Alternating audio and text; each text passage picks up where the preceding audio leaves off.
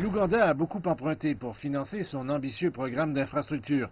Le barrage hydroélectrique d'Isimba, qui peut produire 183 MW récemment mis en service, est l'un de ces projets.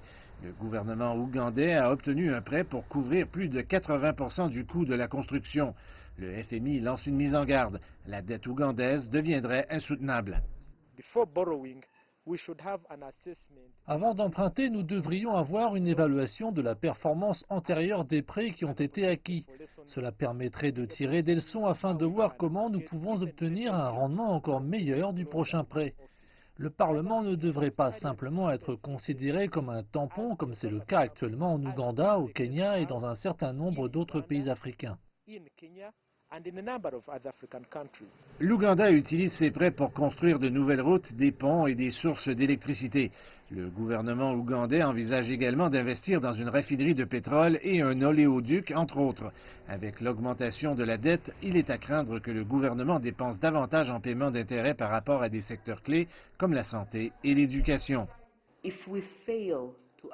Si nous ne parvenons pas à contrôler notre dette, la prestation de services sera probablement réduite. En tant que citoyen ougandais, on se demande s'il est vraiment nécessaire d'emprunter maintenant.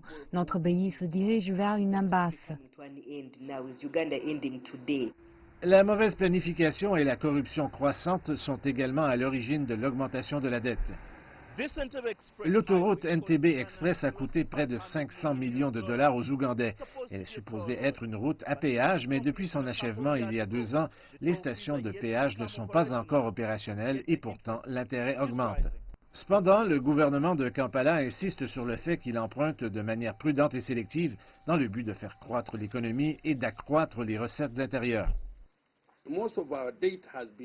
La majeure partie de notre dette a été contractée à des conditions préférentielles, plus longue période de remboursement, très faible taux d'intérêt.